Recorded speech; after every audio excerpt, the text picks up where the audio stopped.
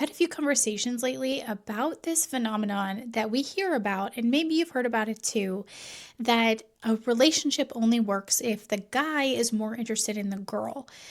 Now, I've heard different things for this. I've heard different arguments, whether that be in early dating, that the guy is more interested in the girl and his pursuit comes from that. The girl doesn't have to be as convinced right away, and that's how a relationship works. Or even as this young woman was telling me, her husband is like way not more into the relationship than her, but he is driving it. He's like obsessed with her, like that she contributes to the success of their marriage. And as I told her, it's such an interesting topic because while I can get behind in early dating the guy being more interested in the girl, and that's kind of how that kind of tends to shake out in terms of he needs something to pursue in order to have like this purpose in moving forward. And if he doesn't have that, if the woman is chasing him, for example, then it's really hard for a relationship to be equal or to be come out the other side in a good place. And so I see that in early dating. But when she was talking about it in terms of in marriage, that, poses another question. And I think that that question, the more I've thought about it and the more I've had conversations about it this week, has led me to think about our human nature. Now, our human nature can tell us so many things about us, about how we were created, what makes us motivated to do certain things. And also, it can help us to orient what we ought to do. Like, if we have to make a decision about like how to act, for example, we can look to how we were created, our human nature, to tell us hints about how to act, what decisions to make, those types of things, because our human nature is true for every person. Our human nature is a gift given to us. It is how we were made. It is, telling of where we're going. And so by coming alongside our human nature and understanding it, we can really use it to our advantage. Whereas the flip side is kind of rubbing up against it and being in conflict with our human nature time and time again. And what that does is cause resentment towards our human nature. That causes a lot of discomfort because we're not thriving in the way that we were designed to. So it can cause a lot of issues if we're constantly coming up against our human nature. So what we want to do instead is understand our human nature a little bit so that we can use it to our advantage. We can rest in it. We can say, hey, this is how I can make the best of this situation.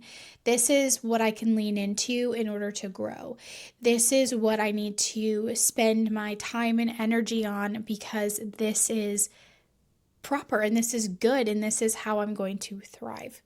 So by taking a look at human nature, which we're going to do in just a second, we can really understand a little bit more about our roles as men and women, especially in this chasing part of their relationship, in the relationship as it's being formed. And we're going to tie it to the relationship in marriage over a longevity of a relationship, how those roles still play a part. So let's look at human nature a little bit more closely. A male in his psychology and his biology is really pointing towards generation. He's looking to build a legacy. He's looking to who will carry on his legacy, and he's looking to protect. He is strong. His strength is something that drives him and compels him to continue to gain skills and climb up the ladder and do those sorts of things. That's what motivates a male to do most anything.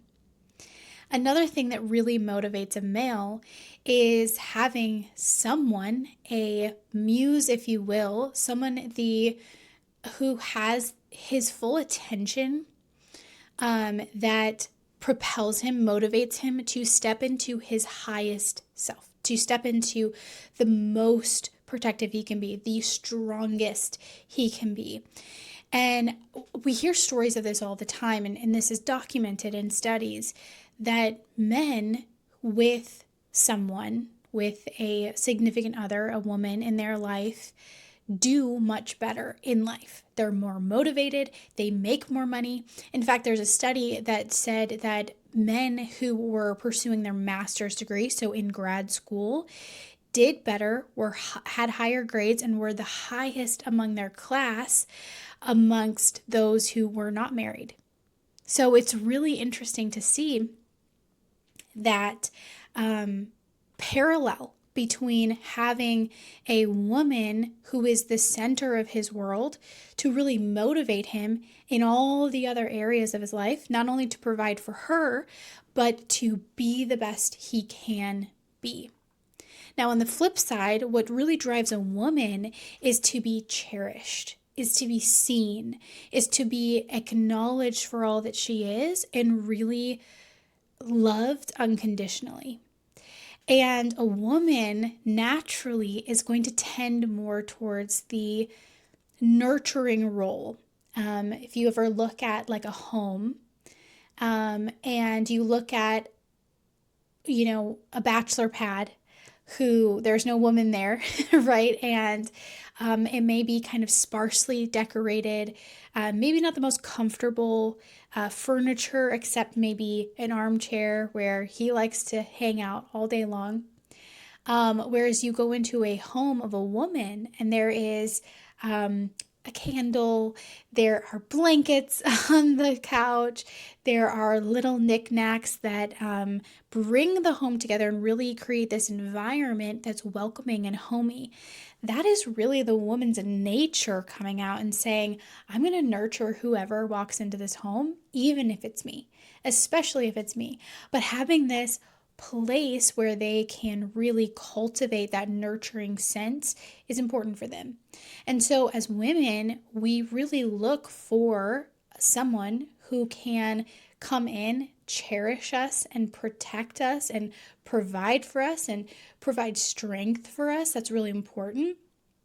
And when we are taken care of in that way, we can relax into our feminine and really nurture them. We can really create an environment where it causes them to flourish, right?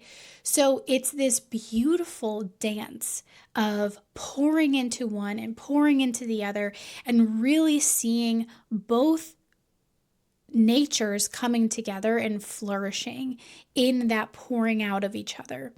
And we see this most beautifully in marriage because it is really the union between one man and one woman coming together for the rest of their lives. And that is such a beautiful commitment because it allows them to rest in their roles and to say, this decision has been made, we have committed to each other, and now we get to spend the rest of our lives pouring into one another. So let's take this nature and wind it back to the beginning and kind of explain why it really works out when the guy is more interested in the girl in the beginning of a relationship. This really works out because with that motivation that is intrinsic to the male human being, he is looking for someone to mate with in order to have a legacy, to have a child that could carry on his family name. This is in our human nature. And so if he doesn't find a partner who he deems attractive enough or attractive in the way that they live their lives, so a partner of which he could really see pouring his life out for, he's not going to be all that interested. He's going to be taking a step back. He's not all of him is going to be showing up to that relationship, which is why it really matters, as men are traditionally the more the ones who go after and pursue the woman, that he is interested. Otherwise, there isn't going to be a lot of pursuit. And then the woman is going to want to step into that masculine role of pursuing because she says, no, I am worth loving. And I might have to prove that. So instead of it being, I can sit back in my feminine and be loved, be seen for who I am, I have to then go out and prove it. So this causes a whole nother dynamic in the relationship, as you might imagine, of the woman then stepping into the masculine to pursue someone who isn't really meant to be pursued, isn't really looking for that. And it causes a whole lot of other issues to occur. So that's why traditionally, if the man is more interested in the woman at the beginning, tends to work out better for the couple than if the woman is interested more in the man at the beginning. But leaving that aside, that's kind of how relationships are, being formed. But after the chase ends, right, after the guy gets the girl, after, either a relationship has been established for a long time or marriage has occurred, there's kind of this misconception that you get to just like sit and ride the wave of this relationship now. And while that's sort of true, it still takes a lot of work. And our nature still really plays a huge part in how those dynamics work in order for this relationship to really thrive and the individuals in the relationship to really flourish. So I hear this a lot. I'm in some Facebook groups, and these women are so brave. They're mainly women, that's why I say that. These women are brave to come on there and share vulnerable parts of their relationships that they feel really disconnected from their spouse, and it feels like they're the only ones working in the relationship. They're the only ones working for the relationship. They're the only ones working in their home or in their shared spaces. And it just feels like they're alone in this marriage. I hear this all the time, and I'm sure that men feel this way in the same way. I don't hear it as much from men, but I don't want to discount their experience in this. For example, they could be feeling like I go to work, I provide, and I come home and I am just left to fend for myself and I don't feel this connection. My wife doesn't want me anymore, all these things, right? So this can really happen, and I see this occur kind of within a pattern of an amount of time after the marriage or in a dating relationship. So you see this happen because what has happened is over time you've relaxed so hard into your life together that neither of you are really trying, quote unquote. Neither of you are really pursuing the other any longer. And so you kind of start to see a little bit of distance form, and you start to see a little bit of resentment build up for all the things that you're doing that is getting no thanks, all the things that you're trying that's getting no reaction, right? And this, unfortunately, is something that is common. Now, where human nature comes into play here is that we need to continue that pouring out of one and the pouring in of the other in order for this flourishing to happen. So, what I would say to those women who are in this situation is to love on your man and nurture him as much as possible. Because when he feels that, when he feels like, oh my goodness, like she's still here, she still cares about me, she still wants the best for me, he's going to wake up and realize, oh, I want to serve her. I want to surprise her with flowers. I want to do all of these things because she makes me feel at home. She makes me feel full, and I can pour out of my cup because I'm full. Same thing goes for the man. If he's feeling disconnected from his wife, go over the top. Go over the top and provide for her. Bring her flowers. Love on her when it's not, necessarily expected. Maybe take a getaway or take her for a lovely date, evening, whatever the case may be. And in turn, our human nature will want to respond to that and say, oh, I'm being taken care of. Excellent. I can take care of this part of the relationship. Now, where this gets tricky is where we sit back and think, well, my cup has to be full in order to pour out. We hear this all the time. Women especially are told this. You got to fill up your cup before you can pour it out. And while for some things that is true, especially in motherhood, it's really hard to continue to pour out without pouring anything back into your own cup. But in marriage and within this human nature, we have to be less selfish. We have to look at the whole situation, not just what am I getting out of this situation. You have to make decisions for the good of the relationship over the good of yourself 9 times out of 10. That is what being married means. And so you have to step out of yourself and you have to pour into your spouse so that potentially they might pour back into you, but that's not why you're doing it. You're doing it because they deserve it, because this is the commitment that you've made, because you love them with an unconditional love, and because as a human being, they are worthy of being loved in that way. And maybe they will pour back into you in a way that enables you to flourish in the season of life that you're in, and maybe not. But you're not doing it as a transaction. You are doing it out of your vows, out of your love for them, out of your ability to be as feminine or as masculine as you are, as you're called to. So that's really why you do that, because it is less about what do I get out of it? How do I fill my cup up? And it's more about if there's distance here, it's probably because they feel disconnected. We both feel disconnected, and I can fix that by pouring into them. I hope this is really helpful.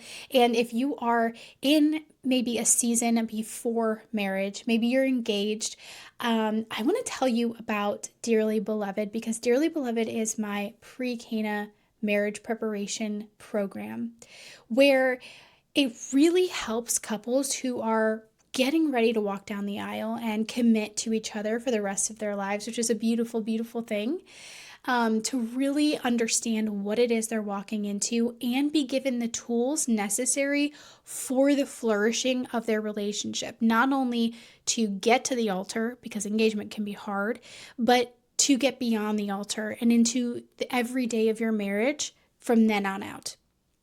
It's so important to prepare well for your marriage. Your preparation is tied to the happiness, the result of your marriage. So I encourage you to do your own research, do your own preparation. But if that is overwhelming to you, I encourage you to look into Dearly Beloved, which again is my marriage preparation program. It's for engaged couples who are ready to really see marriage preparation not as so much as like a checklist to just get off your list, but really to use this time of engagement for the betterment of your relationship and for your marriage, so you can start off your marriage on the right foot with all the tools necessary. And what's really cool about this program is that it's not just something that you read or do on your own, but that there's an actual live interactive coaching. So wherever you are in the world, this is done virtually. We can work with you to help you answer the questions you have, speak into specific scenarios that are going on in your relationship and your engagement and all of that, so that you get real relevant preparation for your marriage, not just your wedding. If you like this video, please hit like and press subscribe so that you are notified whenever a new video comes out. We talk about relationships, we talk about dating, we talk about marriage, we talk about the whole process of becoming the person that you were created to be. I'm cheering for you.